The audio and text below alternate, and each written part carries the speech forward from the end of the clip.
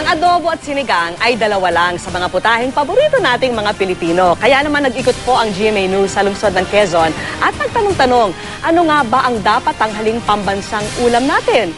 Adobo na nga ba o sinigang? Anong boto mo? Sinigang. Kasi mas healthy raw. Nakatutok si Cesar Apolinario.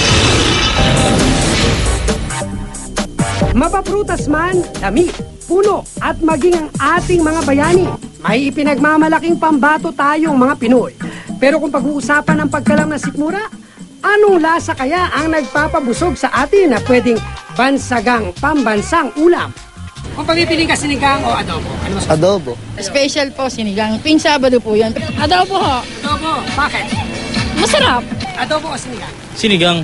Narito ako sa may barangay Batasan Hills at sabi ng mga residente rito, mas pinipili ng mga residente na magluto ng adobo o kaya sinigang. Dami mong aso.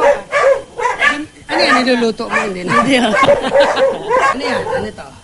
Aso, adobo. Adobong sitaw. Sa kalapit bahay, binida naman ng may bahay, ang sinigang. Ayun, may sinigang. Nag-ikot ako sa 5 pangunahing palengke sa Quezon City. Ang napansin namin, lamang ang mga sangkap ng sinigang kung pwesto ang usapan. Sa labas pa lang kasi ng palengke, bubungad na ang mga gulay pang sigang.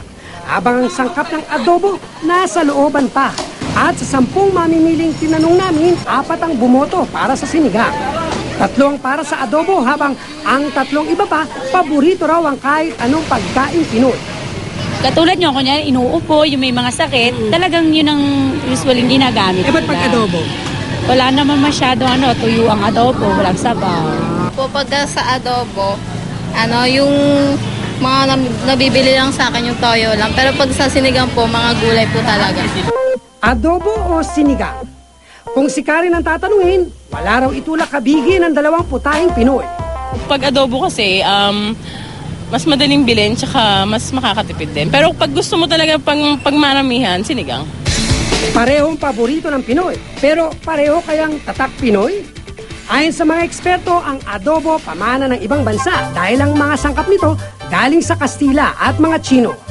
Ang sinigang daw ang talagang purong-purong Pinoy dahil bago pa man daw dumating ang mga mananakop, kinakain na raw ito ng ating mga ninuno. Yung adobo Spanish period, yan, iba yung Spanish adobo eh. Olive oil, at saka yung suka nila. Ayon sa Department of Tourism, puspusa ng kampanya ng ahensya para sa putahing Pilipino. Bukod sa food tours na kanilang iniendorso, maglalabas din daw sila ng compilation ng mga putahe ng iba't ibang rehiyon para maging pang-international na rin ang mga ito. Cesar Apolinario, Nakatuto, 24 Oras.